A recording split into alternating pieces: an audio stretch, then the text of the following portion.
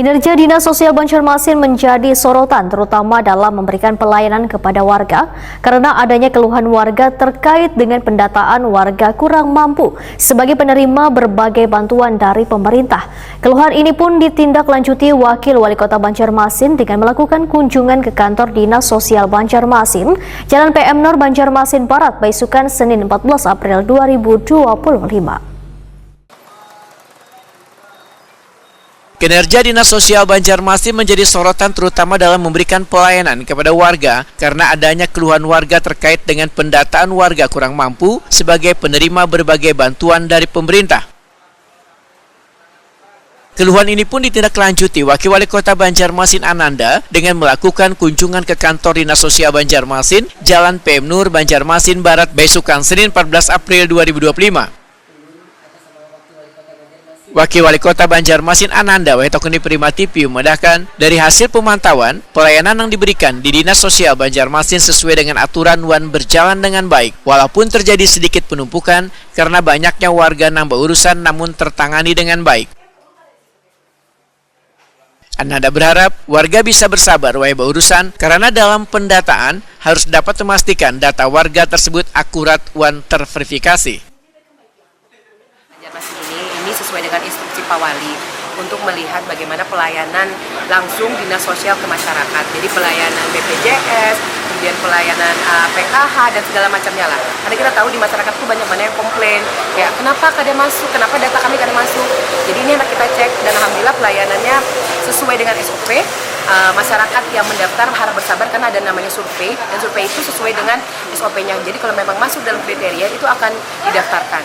Nah, jadi pada prinsipnya sesuai dengan instruksi Pak Wali sudah dicek fasilitasnya dan alhamdulillah sesuai dengan inilah pelayanannya. Kepala Dinas Sosial Banjarmasin Nuryadi medahkan rata-rata yang diberikan pelayanan saban harinya adalah mengenai pendataan warga nang hendak urusan BPJS Kesehatan gratis hingga bisa masuk sebagai penerima program Keluarga Harapan. Tadi juga dari masyarakat hanya dia apa yang urusannya yaitu BPJS dan PKH yang mereka lakukan.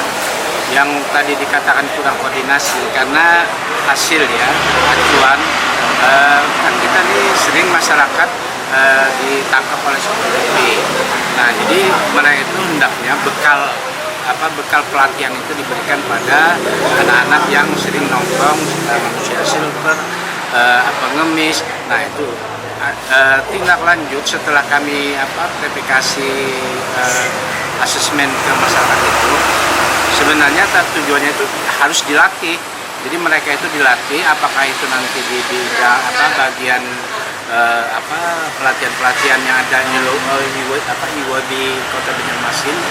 Nah itu kan ada 7 SKPD itu yang memperhitung. Nah jadi pelatihan itu adalah suatu wadah yang hasil mereka pengemis dan anak jalanan itu dilatih, itu maksudnya harus ada koordinasi seperti itu. Untuk selama ini berapa hari itu Pak? Nah kalau di rumah singgah kan hanya kebetulan 3 hari kan, sama juga Satpol PP 3 hari kalau sudah ditangkap itu. Kita hanya memverifikasi mereka, alamat mereka di mana, apakah mereka mempunyai pekerjaan. Nah itu verifikasi kita. Nah setelah verifikasi itu harusnya dijemput oleh pelatihan-pelatihan SKPD yang lain. Itu maksud beliau. Itulah dinyatakan harus ada koordinasi.